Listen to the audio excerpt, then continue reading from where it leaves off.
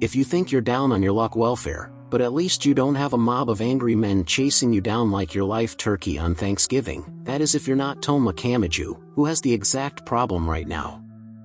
Peaceful days can be hard to come by if you got bad luck breathing down your neck, and he knows this all too well. Earlier, Toma saw a delinquent bothering a girl, so he decided to help her out. Unfortunately, no good deed goes unpunished, especially when Mr. Man here has 6 other guys with him and bam, boom. He's running for their life now. Eventually though, these mucks get tired and Toma gets the chance to rest by the bridge. The girl in the restaurant, Mikoto Misaka, catches up to him. She chides him for playing the hero and reveals that they only stopped following him because of her. Mikoto gave him a nice little taste of her electric power. With that out of the way, Mikoto asks Toma if he knows what a railgun is. See, using Fleming's kinetic momentum, one can launch projectiles. To illustrate this, she flips the coin she's holding and sends harsh electric waves to Toma. Even a single coin can cause a crap ton of damage, just like the trail Mikoto has left on the bridge, which almost hit Toma. It's then that Toma realized that he didn't save Mikoto from the dudes, he saved the dudes from Mikoto. As odd as this is, Toma isn't surprised. He knows that there are 7 level 5 espers there in Academy City, though acknowledges that they're a rare bunch. But he also points out that she should stop talking down to people. This just pisses her off even more, and she doesn't listen to his insistence of being a mere level 0, and so as punishment, this weirdo releases an electric ball of light towards Toma, but surprisingly he manages to deflect it with his bare hands. This has Mikoto in utter disbelief, because how can a level 0 come out unscathed from the attack? Well, it could be that he's fortunate and it's just her unlucky day though, like explains. Even more offended now, Mikoto releases a powerful lightning strike from the heavens, and though anyone else would have been chicken boned from that, Toma's still alive and kicking. He truly is lucky, but not for long. He survives, but at the cost of experiencing a mass power outage the next day. It's summer, so it's sweltering hot. His fridge isn't working either. Food stale. He's throwing his emergency supply of yakisoba in the sink and he ends up crushing his cart while looking for his wallet. Well, at least they can relax since it's summer, right? Wrong. Toma has to take remedial classes too, as people who are losing control over their lives tend to do. Toma decides to clean up and hang his futon out in the sun. This is when he notices a nun hanging on his balcony. What? Not hanging out, no, literally hanging what she looks like a foreigner, but sister speaks clear Japanese, which she uses to tell Toma that she's hungry. Since Toma has nothing to offer this weird little girl, he tries to give her stale sandwich. One would think she'd be grossed out by it, but it's the opposite. She gobbles it up and not even Toma's hands are safe from her. Our good Toma welcomes her inside his house and feeds her with his own cooking. Don't get too impressed because Toma just made stir-fry from the stale contents of his fridge. However, the little nun index or Dedicatus 545 thinks it's delicious and its sourness adds fuel to her body. So naive, realizing what she just said, Toma grabs the bowl and eats the stale food out of guilt. He then gives Index a biscuit to make up for it. Apparently, Index has been jumping from one roof to another. That's how she ended up at Toma's veranda. Toma thinks bad people chasing her because she carries 103,000 grimoires. She doesn't look like she has anything with her, though, so it's hard for them to believe her words. Still, Index insists that she does carry them, it's just that nobody can see them. The girl claims that she's being chased by a sorcery society. Sounds far-fetched, Toma, as he doesn't believe that magic exists. Supernatural abilities are common in this day and age, but magic seems a bit off. After all, this is Academy City, a place of science. Toma wants Index to prove that magic is real, but she says she has no magical powers. Still, he tells her about his hand's unique ability. He can explain it, but no matter what supernatural force or divine miracle comes his way, he can cancel it out. The sassy little child calls this a bluff, which offense, Toma? Because why is he being questioned by a magicless nun? To prove herself, Index challenges Toma to stab her. She's sure that her clothes, aka the walking church, will protect her. Index also claims it's an exact copy of the Shroud of Turin, so any magical or physical attack will be warded and absorbed. Toma isn't so dumb as to actually pierce someone with a knife, so he'll just use his right hand. And if what he's saying about his hand is true, then Index's clothes shall be blown to smithereens, and at this point Toma annoyed by Index's doubts. So he aggressively charges at her, only to gently place his hand on her shoulder. And no, nothing happened. The girl smirks oh so victoriously at Kamiju before mocking him even more. But what she doesn't realize is that her clothes are already torn to shreds, revealing her body to Toma, who clearly doesn't know what to tell her cutie.by at the end of it. Index has bitten Toma in just about every visible part of his body. He tries to apologize, but she just hits him with a clock. Well, at least these two can suspend their disbelief over each other's abilities now. After some pins and thingamabobs, Index's clothes are as good as possible. Since Toma has remedial classes to attend, Index decides to leave too. The enemies might blow up his house if she sticks around. He tries to stop her, but the poor boy ends up stepping on his phone. Oh God, after bearing witness to his comical string of misfortunes, Index arrives to one conclusion. His ability can cancel out any power, even luck and the grace of God itself. This brings Toma to his knees because damn, he really is putting the L in life. Despite her hurtful words, Toma's still concerned about her well-being, but Index assures him she'll be fine as long as the church offers her sanctuary. Besides, is Toma willing to face the depths of hell with her? With Toma speechless, Index waves goodbye and confirms she'll be back if she gets hungry again. Then Toma went to school, and there he meets with a little girl named Como. But since this is an anime, the little girl isn't a little girl, she's a teacher. While she's making the class play some game by essentially threatening to not let them leave unless they win 10 consecutive times. Toma's thoughts are adrift. He's still thinking about Index and her grimoire thing. His classmates noticed him being distracted, so they informed Toma that he's been staring at the tennis girls downstairs. This has their teacher sobbing, which makes all the other boys stare Toma with hostility.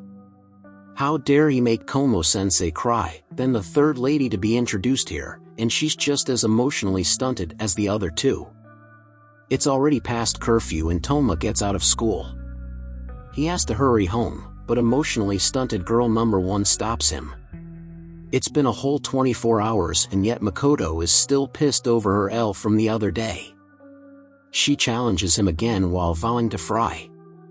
I'd make him twitch like electrocuted frog. Toma refuses, so she stomps her feet on the ground, causing robots and other electrical devices to shut down. Not gonna lie, bud, but if this is your waifu, then you might need to look inwards. Like not judging. But a little soul-searching never hurt nobody, understandably. Toma's real fed up with her antics and he blames her for the power outage last night. If she's trying to compete with him, fine, she wins. After all, they have bigger problems right now.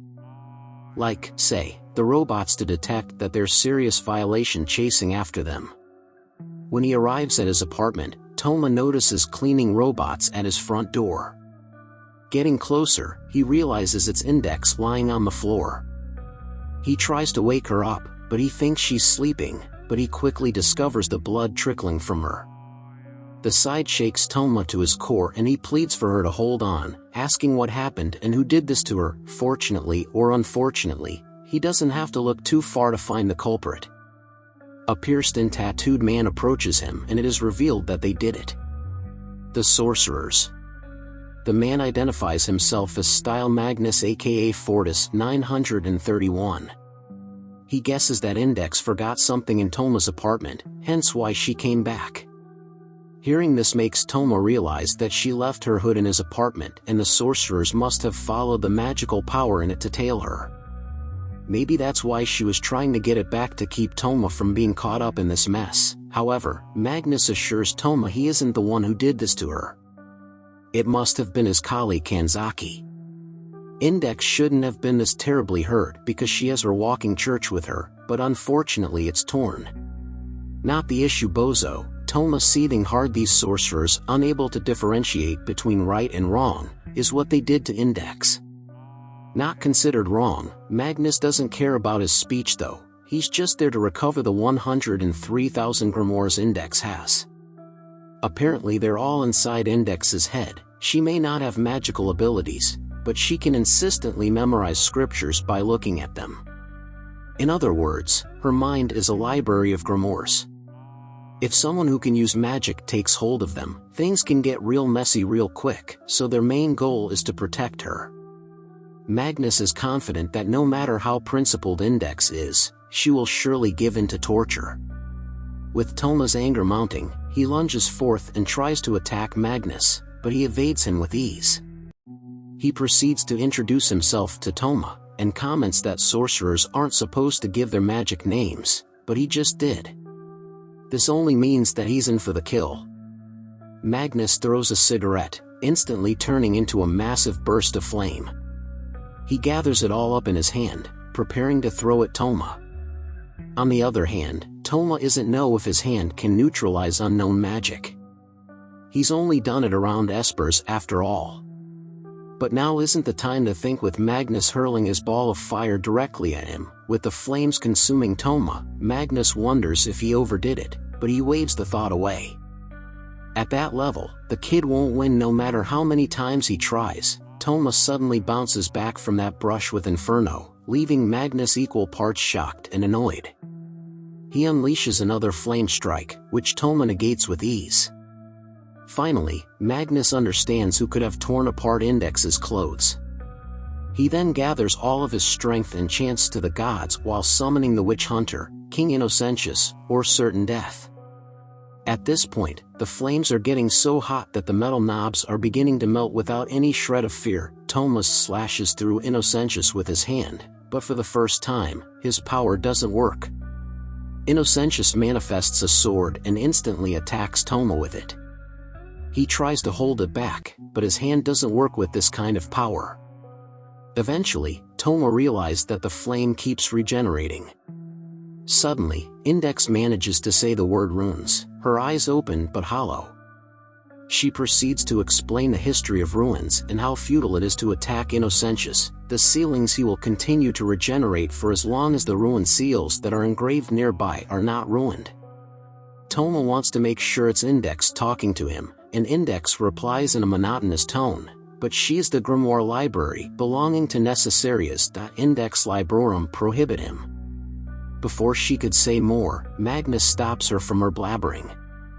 He tells Soma that he can't possibly eliminate all the rounds in the building. While Toma's already having a hard time defending himself, Magnus takes the chance to strike him once again with flames. Luckily, Toma is able to escape by jumping to the floor below him. Still, the near-death experience left him extremely frantic.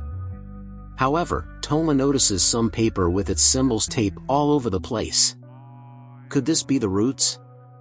Eventually Innocentius catches up with them, yet he manages to escape once more by jumping off the building. Given that lousy fall, he's lucky to even be alive without any broken bones. And as Cynthia doesn't go after him as their ruins are only engraved or more accurately stuck on the building's walls, Toma can simply run away he wants to, especially since he has a supernatural freak throwing heavy metals at him. But he remembers his emotionally stunted girl number 2. The most stupid decision he could possibly make is to join a perfect stranger in the depths of hell. Meanwhile, Magnus is about to touch Index when the smoke alarm breaks, activating the sprinklers. Toma returns, but this time his gonads are 5 pounds heavier. He mocks Magnus for using ink and paper on the runes, because what the hell is that no budget new? Still, Magnus seems unbothered as he sees Innocentius lurking behind Toma. Confident in his scheme, Magnus reminds Toma that he used copier paper, which doesn't dissolve easily in water. Once more, he orders Innocentius to attack Tomas, but this time Toma casually handles him.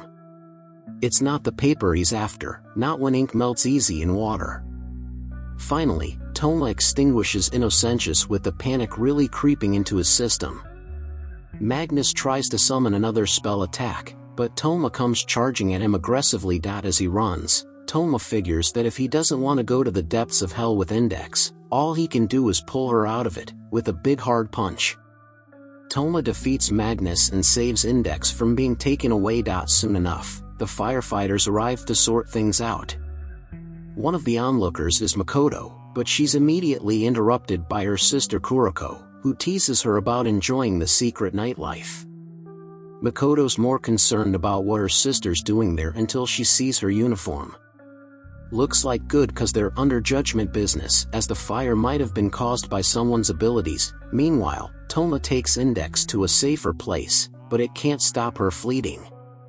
He also can't take her to a hospital because she has no ID and people will start wondering who she is, which can get her into more trouble. Index weakly says she knows of a healing spell, but people with Esper power can't perform it. After all, magic is born because those with no abilities or those who aren't as first want to achieve the same things Aspers do. Basically, all students in this city won't be able to do that healing spell. Fortunately, Toma's one who's not an Esper. Toma immediately goes to Common Sense to ask for her help, with cigarettes and beer cans scattered all around them. Suddenly, Index glows and her body is suddenly taken over by the monotonous John Penn, her self-protection system. She warns that she will perish within 15 minutes if her instructions are not followed. More so, Index asks Toma to leave the premises, or else his ability will cancel the spell. Left without a choice, Toma leaves Index in Common Essence, his hands. After everything he's done for her, he's forced to run far, far away from the very girl he risked his life to save. Luck is a real thing, but many people are unlucky by design, whether it's because of the cruel systems in place around them or because of other people. Whatever it is, they're just going to keep living with it. And in spite of it. And he sure as hell isn't going to stop now, especially with Index on the line. Subscribe to watch more videos.